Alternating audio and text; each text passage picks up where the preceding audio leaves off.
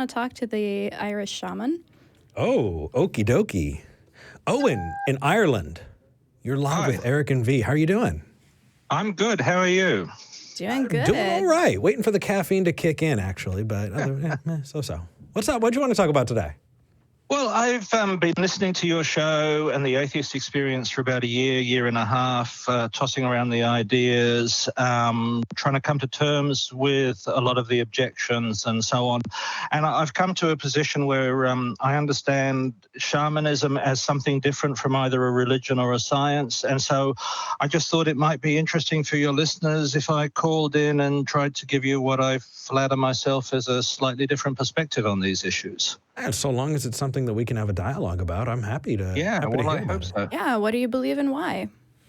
Well, my primary, I'm what I call a shaman. I've been initiated in the Quechuan tradition of Peru, which is practiced by there's about 20 million Quechuan peoples in Peru. So I've been initiated within their tradition. So technically, I'm what they call a Paco. My understanding of the difference between shamanism and a religion and a science is, if I use the term a theoretical framework for the concepts and so on that form something like, say, evolution or a religious belief, the way I see it is science is a theoretical framework which interacts with an empirical evidence base. So the theory leads to predictable predictions, hypotheses, and then the empirical evidence validates or invalidates the theories. In my view, religion is the theoretical framework without the empirical evidence. So in some cases, it simply doesn't call on it. In other cases, as we see with young Earth creationism, it pretty much ignores the empirical evidence. My understanding of Panic practice... Hold on, question. Yeah. Do you find that at all useful? What, the theoretical framework without the empirical evidence? Well, any framework of understanding a thing without evidence. So this is where shamanism, I think, is different. Shamanism is focused on the practice, and the theoretical framework is secondary or irrelevant. So okay, instead of theoretical framework, can we replace that with the word process? No, I'm trying to use theoretical framework instead of the word theory because it's misleading for a lot of people. They confuse it with, opinion. So for me, a theoretical framework would be a set of beliefs, a set of concepts, ways of relating. So doctrines, dogma, that kind of thing. Yeah, doctrines, dogma, and, certainly with something like, say, experimental design, there's a theoretical framework for how empirical evidence should be used and so on, if that makes sense. Okay, so you're talking about how we use thoughts to inform actions. It's a roadmap. Yeah, so my way of understanding religion is it really hasn't drawn its conclusions from empirical evidence. And as we see with, as I said, young Earth creationism, in often cases, it will ignore empirical evidence to the contrary of what the theory is claiming. And shamanism does not do this, is what you're saying? No, shamanism doesn't come from an intellectual or a theoretical framework. Shamanism, I believe, has evolved through trial and error. So what I've found is you get the same practices in multiple cultures. They have different theories about what is going on. But the practices are compatible. We're using the word theory a lot, and it's going to start muddying the waters here. No worries. They have different, maybe superstitions or hypotheses. Yeah, different explanations, different metaphysics, different mythologies behind them. Sure. But what I've found... Sorry, go on. No, that's okay. So when you're talking about testing by trial and error... That sounds like a theoretical framework. That definitely sounds like one that would be... affected by empirical evidence. Well, yes, that's the whole point. It's empirical evidence without really much concern for the metaphysics, for the explanation of what is going on in the background. Okay. So you're putting this basically on a spectrum, right? And you're saying religion is the theoretical framework without the evidence, science is theoretical framework with evidence, and shamanism is evidence without theoretical framework? Yes. So in that sense, I would call it more of a craft than anything. You know, you can do carpentry without understanding anything about the physics. Yeah, that's exactly actually what I was thinking of. So it would be like an engineer. You're just using things that we know. So why should we care? I mean, engineers aren't calling to tell us about engineering.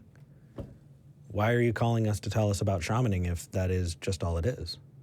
Like, what makes it special, unique? What's different about it? How do you plant that in this understanding of shamanism that we have? Otherwise, it just seems like a superfluous word.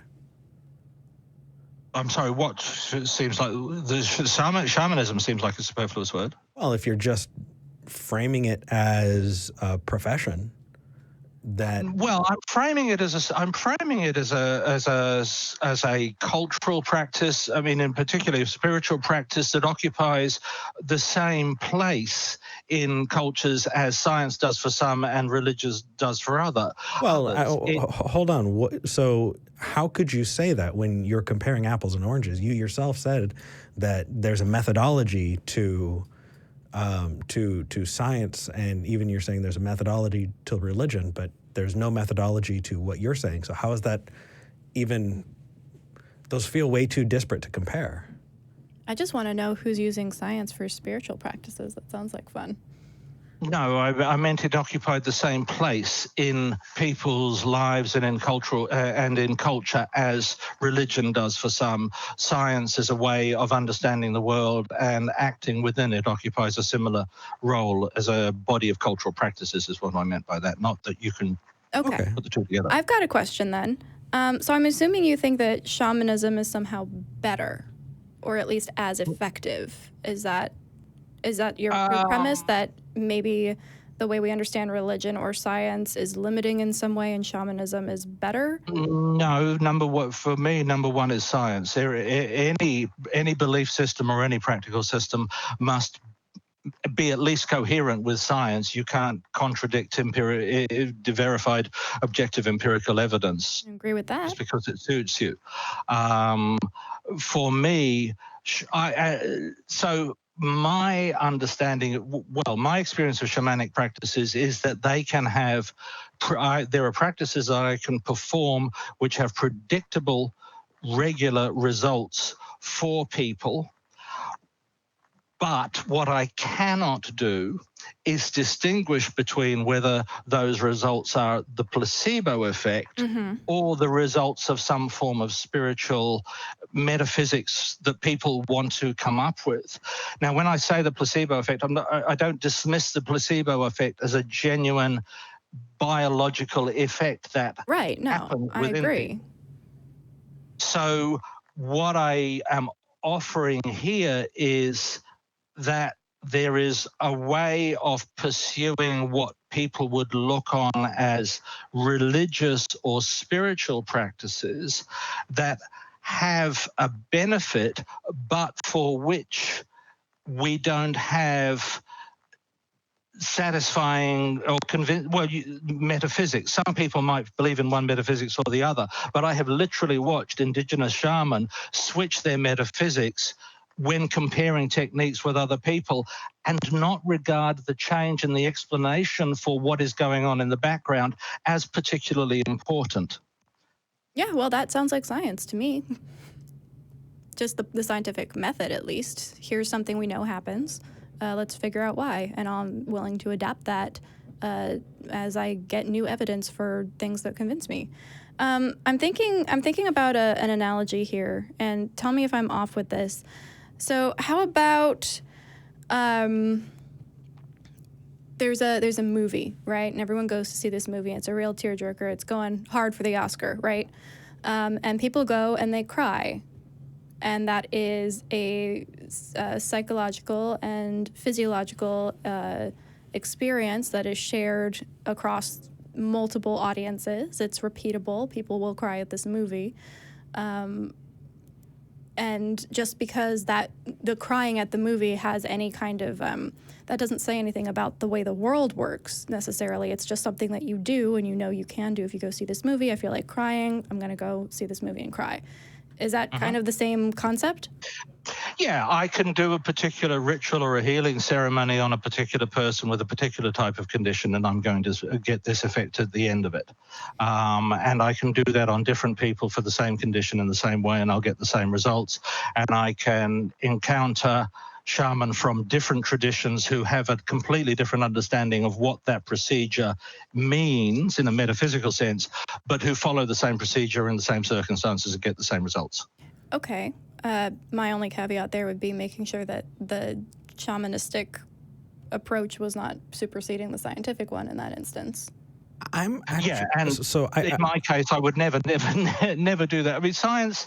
Well, yeah. See, that's. May I? Yeah. I might have a more basic question for you, and that is, so in listening to what you're saying, let's say you're performing a healing ceremony, right? Mm-hmm. Do you think that healing ceremony is making use of the placebo effect? Let's say it's to heal a headache.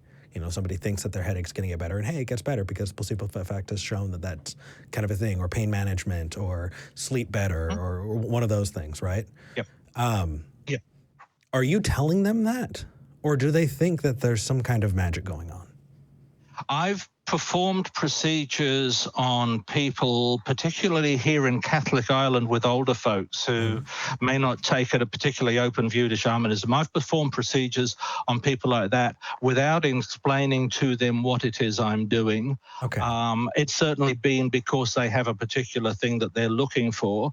So therein is the rub for me. Right. The rub for me is what you're doing is potentially setting up a situation where people are coming to the wrong epistemic conclusions. Okay. So if somebody thinks, hey, I went to a shaman and this thing happened, if they aren't under the same supposition as you, or other shamans are mm-hmm. acting in a less honest way, mm-hmm. then what you're doing is propping up a system that is replacing reality with a viewpoint that is magical. I think that what you're doing is potentially propping up magical thinking. And that could definitely have very negative repercussions in the lives of those people later on as they apply that kind of thinking to the rest of their life. Yes, if I was given them an explanatory thing about what I'm doing.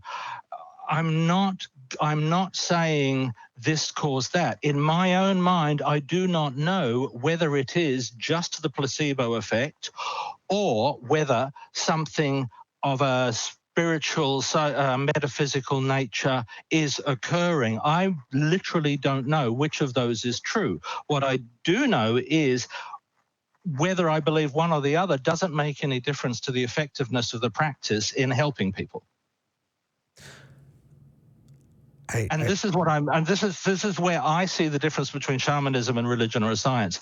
The understanding, the intellectual understanding of it really isn't very important. It's not an intellectually led system. It comes primarily from cultures that don't approach things that way. I mean, but here's the thing, man. I've seen it mm-hmm. elsewhere.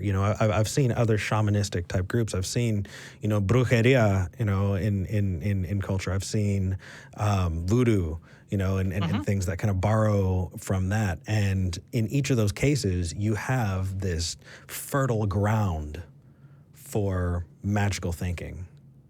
And if you're saying, I don't know the difference, mm-hmm. well, if you're saying, I don't know whether or not it's just the placebo effect, mm-hmm. I'm asking, do you see the danger that you're potentially propping up here? Because I don't think that it's necessarily immoral. I think it's right along the lines of somebody paying tithe to a church. But at the same time, it's still propping up a system, and that system... Right, there's a reason that the placebo effect works for a lot of people, and it's because they believe that something metaphysical is happening to them. Mm-hmm. Exactly, but mm-hmm. if you're ascribing that to something that you can't show or verify, then it's dangerous, dude. It's dangerous to prop up this idea because people are going to take that and apply it elsewhere. I would say I disagree with what you're doing, and I disagree with it simply because... it's not it's not teaching people. You know, it feels short-sighted, because that short-sighted gain of a placebo effect could potentially inform somebody.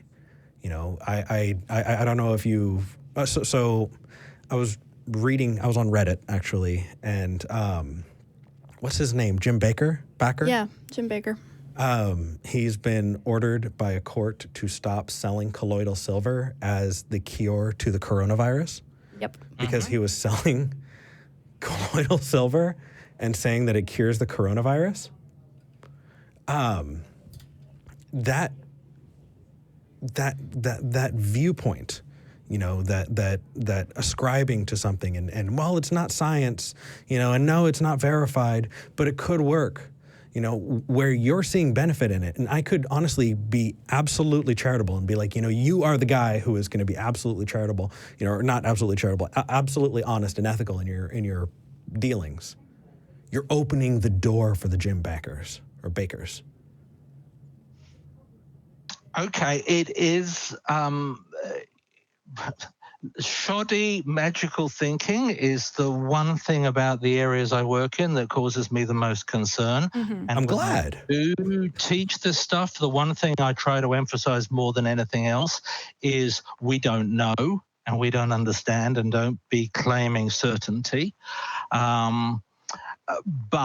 I will be honest, I hadn't thought about what I'm doing in terms of enabling those who work in the same areas as me about whom I despair because of the superstition and the garbage and faulty thinking that I do see all around me. Yeah. So my work in that area has always been to try and combat that. And as I say, one of the central things I try to teach is don't be so quick to claim knowledge and certainty.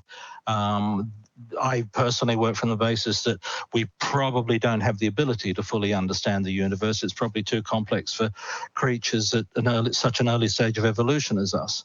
But I've got to be honest, I'll take on board what you said, because it's not an aspect of what I do that I've thought about. Well, and I highly suggest that, you know, it sounds like you are in a position where you could be empowered to do some really positive work. Mm-hmm. Reach out to the Center for Inquiry. Okay. They have a long and storied tradition. They've partnered with James Randi, and that whole debunking magical thinking and mysticism, right? The $1 Million Challenge, to see if you could prove, you know, with testable certainty, different claims of spirituality, psychics, those kinds of things. And what they've done is they've really, really helped educate.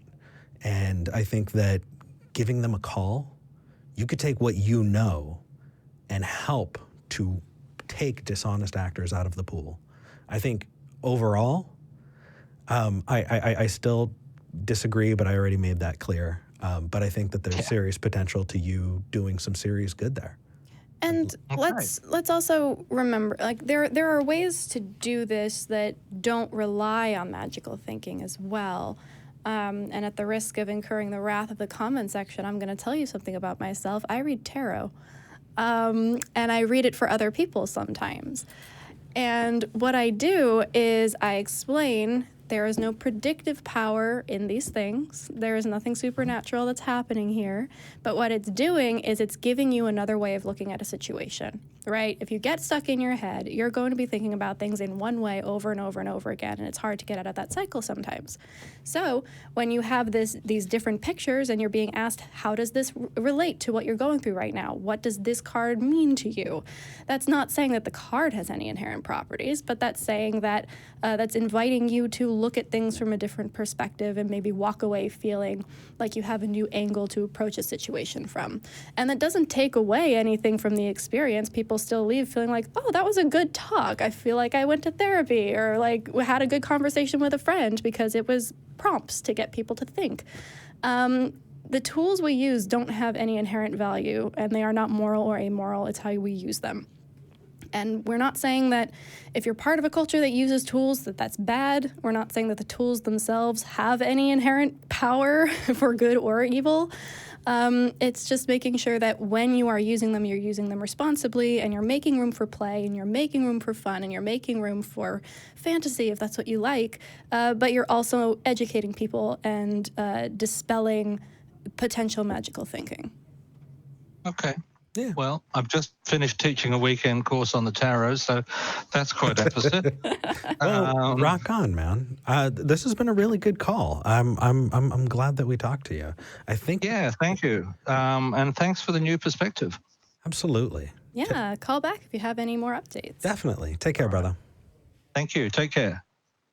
You know, so for those of you watching, V actually did a tarot card reading on me. Yep. And it was really, really funny because some of them made absolutely no sense. We were laughing at it going, that is nothing. That is nothing. But, you know, just by kind of playing along in there, I walked away realizing that I've been, you know, perseverating over some interpersonal relationships that I really need to work on.